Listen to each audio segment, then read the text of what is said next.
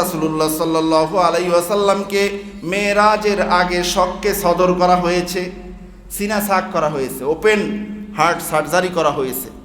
আমি আপনাদেরকে আলোচনা আগেও শুনিয়েছি যে ওপেন হার্ট সার্জারি যে করা হয়েছে, সিনাকে একেবারে ফাঁকা করে কল্প বের করেছেন, স্বর্ণরৌপ্যের পাত্রের মাঝে রেখেছেন, জমজমের পানি দিয়ে ধৌত করছেন। এখানে কি রাখা হয়েছে, কি বের করা হয়েছে, এ ব্যাপারে তাফসিরের মাঝে বিভিন্ন জায়গায় বিভিন্ন কথা বলা হয়েছে। কেউ কেউ বলেছে যে হাজ্জুস শায়াতিন, শয়তানের অংশ ছিল আল্লাহর রসুলের ভিতরে, এটাকে বের করে ফেলানো হয়েছে। কেউ কেউ বলেছে আলা আলাকাতুস সাউদা, কালো রক্ত ছিল, এটাকে বের করে দেওয়া হয়েছে।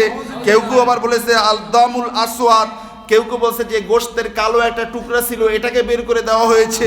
কিন্তু ইমাম ফখরুদ্দিন রাজি রাহিমাহুল্লাহ তাআলা তার তাফসিরের মাঝে 32 খণ্ডের 4 নম্বর পৃষ্ঠার ভিতরে উনি বলেছেন, রাসূলুল্লাহ সাল্লাল্লাহু আলাইহি ওয়াসাল্লামকে মেরাজ নেওয়ার আগে আল্লাহর রসুলের যে ওপেন হার্ট সার্জারি করা হয়েছিল, সিনা ছাক করা হয়েছিল, ওই সময়ে আল্লাহর রসুলের সিনা মোবারক থেকে কি ফালানো হয়েছে এবং কি ঢুকানো হয়েছে, সেটা হলো যে ওয়াযালিকা বিআন্না আখরাজা আন কলবিহি জামিআল হুমুম। রাসূলুল্লাহ সাল্লাল্লাহু আলাইহি ওয়াসাল্লাম মেরাজে যাওয়ার আগে যেই সমস্ত কষ্টে পতিত হয়েছিলেন, আম্মাজান হযরত খাদিজা রাদিয়াল্লাহু তাআলা আনহা ইন্তেকাল করেছেন, তায়েফের ময়দানে গিয়ে অনেক নির্যাতনের শিকার হয়েছেন।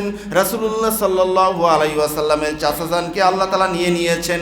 এই যে ব্যথা বেদনাগুলো আল্লাহর রাসূলের কলব মোবারকের ভিতরে ছিল, জিবরাইল আমিনকে পাঠিয়ে রাব্বুল আলামিন বললেন, ও জিবরাইল, আমি আমার হাবিবকে আমার কাছে নিয়ে আসব, আমার হাবিবের কলবের ভিতরে কোনো ধরনের ব্যথা বেদনা থাকতে পারবে না। তুমি যাও যাও, ওপেন হার্ট সার্জারি করে জমজমের পানি দিয়ে ধুয়ে, জান্নাতের পাত্র নিয়ে পানি নিয়ে ধুয়ে আমার হাবিবের কলিজা থেকে সব ব্যথা বেদনা দুঃখগুলো তুমি মুছে দাও, বের করে ফেলে দাও। বলুন সুবহানাল্লাহ। জিবরাইল আমিন আসছেন, আখরাজা আন কলবিহি জামিআল হুমুম। এই হুমুমের মাঝে ব্যথা বেদনা, অস্থিরতা, চিন্তা চেতনা, দুঃখ কষ্ট সবগুলো শামিল, সবগুলোকে বের করে কল্পটার মাঝে একেবারে নূরে নুরানি হয়ে গেছে। এই কল্প নিয়ে আল্লাহ রাব্বুল আলামিনের সাথে দেখা করতে গেছেন। বলুন না সুবহানাল্লাহ। কারণ আল্লাহ রাব্বুল আলামিনের হাবিব আল্লাহ তাআলার সাথে দেখা করতে যাবেন, মনের মাঝে কষ্ট থাকবে, এটা হতে পারে না, ঠিক কিনা বলেন? তাহলে আমার কাছে এই তাফসীরটা খুব ভালো লাগছে, এই কারণে আমি আপনাদেরকে শুনাইলাম। আল্লাহ রাসূলের অন্তঃকরণ থেকে শয়তানি অংশ, কালো রক্ত, কালো গোশতের টুকরা ফালানো হয়েছে, এই কথাগুলো আমি মনে করি আল্লাহর রাসূলের শানে যায় না। এই জন্য এই তাফসীরটা আমি আপনাদেরকে শুনাইলাম। কখনো বিভ্রান্ত হবেন না। রাসূলুল্লাহ সাল্লাল্লাহু আলাইহি ওয়াসাল্লাম আমাদের মতো মানুষ হইলে প্রথম আসমানেই যেতে পারতেন না।